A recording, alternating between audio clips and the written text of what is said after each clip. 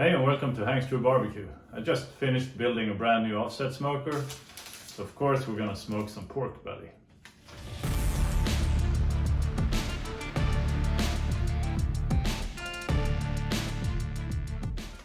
Now I keep smoking pork belly because it's such a delicacy. It's just amazing how well it turns out when you cook it low and slow and just let that fat render and let it all go gelatinous and soft. So it's just fantastic.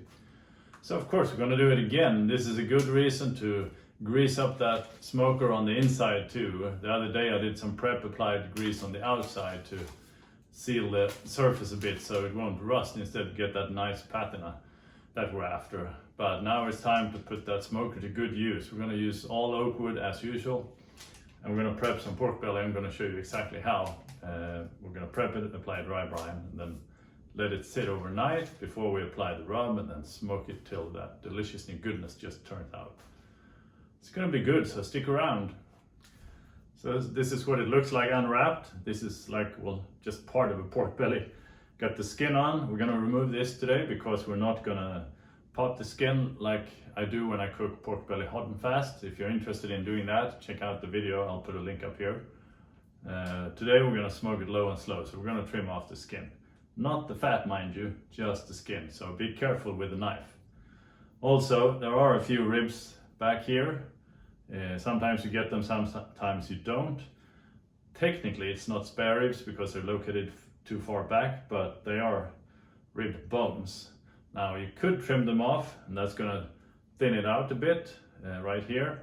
The other option, which we're going to do today, is simply leave them in, because once this is up to temp, ready, all soft and gelatinous, we can just pull those out with our fingers, which is easier anyway, so that's what we're going to do.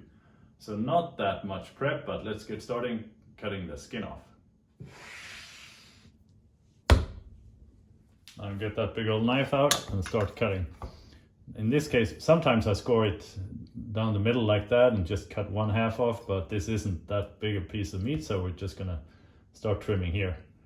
I typically just place my knife here right underneath the skin and then cut with the skin side down, because now you can press with the left hand, well, depending on if you're ambidextrous or not, but pressing down like that, and that means we get to cut the skin off, but not the fat. At least get to keep as much fat as we can, because that fat is just pure gold. It's lots of flavor.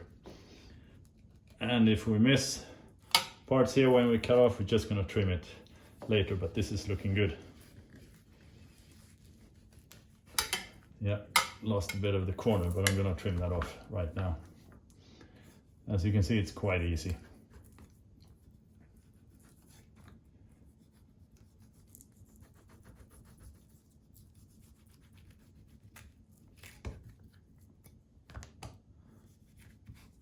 And there you go, done deal.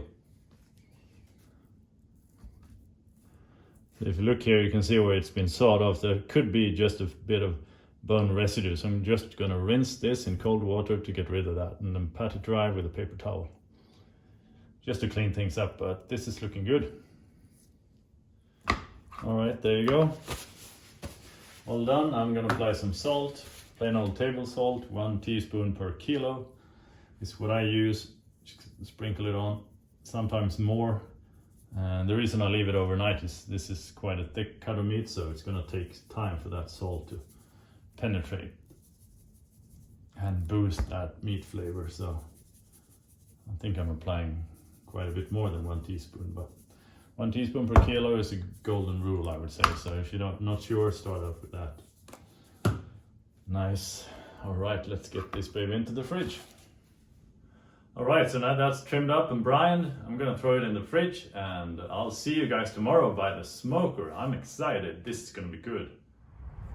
So here it is, my new custom built offset smoker. It's a traditional offset smoker, not reverse flow, which is the way I like it. 20 by 36 inch grate area. Got a decently sized firebox. Smokestack 1 meter, 4.5 inches in diameter, so that's really good. Put some wooden handles here because it's comfortable, looks nice, and I like the fact that they rotate. I really like this door, it's super tight fit, heavy feel to it, so this is good. Here are the 2 racks I mentioned, easy slide out racks. That's real convenient. We have the industry standard stainless steel water pan. That helps add moisture to the cook. It's overall simple but rock solid construction. I like this one. If you look at the smokestack, you can see there's a bolt there, which means it's removable, which is always convenient. And looking over here, this is the port for the probe, so you can just remove that bolt with your fingers and let the thermometer probes go in here. That was a long one. I need to get a shorter bolt. Anyhow, always convenient, so you don't get those in between here and risk breaking the thermometer probes. Nice and easy, practical, and practical is what you need if you're gonna smoke meat for hours and hours.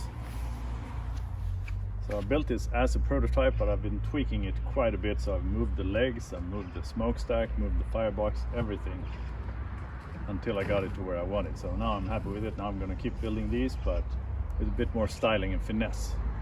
Anyhow, enough talk, let's get this thing fired up. Now when it comes to building a fire, I do the usual pagoda style, just like I do in my big offset smoker, Rude Boy. Some people use charcoal and that's fine, perfectly fine, but just like to keep it simple, so I'm an all oak wood type of guy.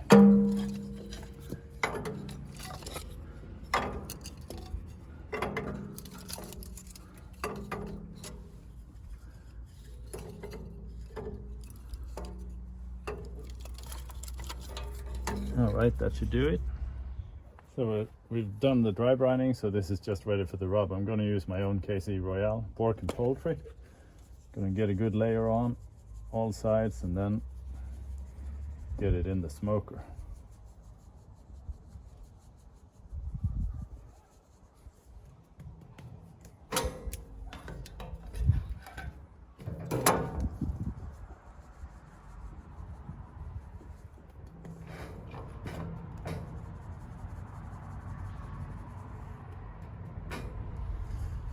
All right, that's looking good.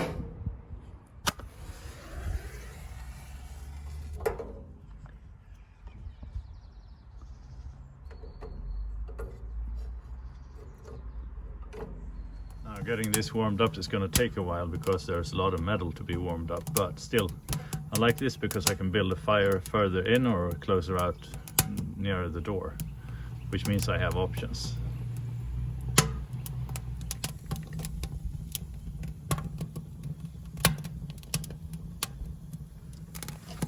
Time to start adding a few logs.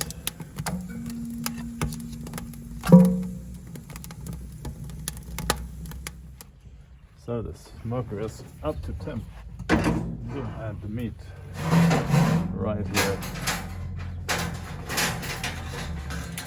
Get the thermometer in. That should be good. That's the sweet spot. All right. Time to apply some good old smoke to this pork belly.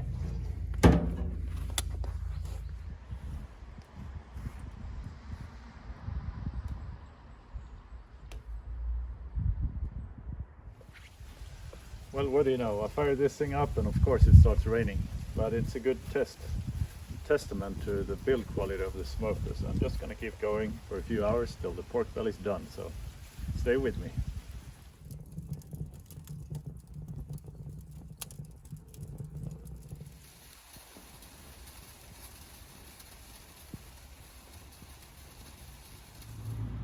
So the pork belly has been on for a few hours. We're just internal temp, which is 78, almost 80 degrees Celsius. So now we're going to start glazing. I'm going to glaze it 2 or 3 times. We'll see, but time to take a quick look.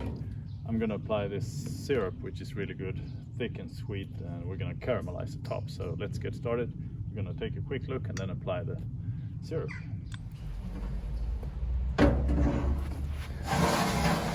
Oh man, that's looking good. Nice pork belly. Let's get started caramelizing. That should do it. Right back into the smoker.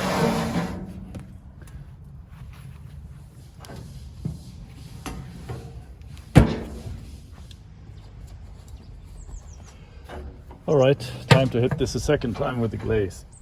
Man, I love these slide out racks. This is looking really good. Get that sugar on top, caramelization.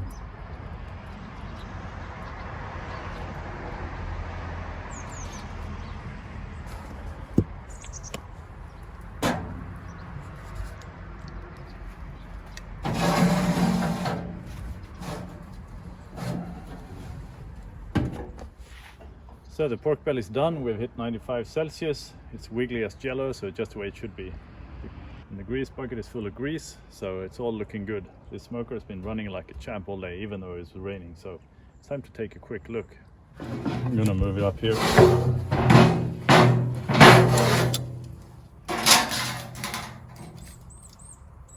Oh, look at that, just gorgeous.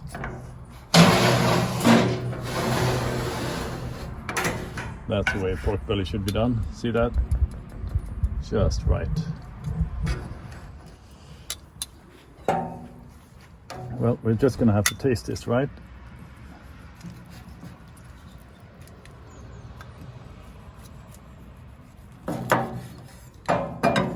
Now, if I would trim off the bones, I would get rid of this also, but like I said, I cooked it with the bones in, so this is what you get. This is looking real good, super juicy. See that? Oh, just perfect. So 5.5 hours.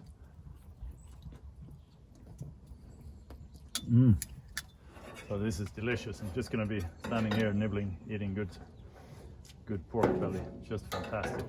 So now you know how to smoke it. In an offset smoker, 5.5 hours. With that caramelization on top, you get salt, you get fatty, and get sweet. It's just perfect. This is what barbecue is all about. All right, thanks for watching. Remember to hit the subscribe button so you don't miss the next episode.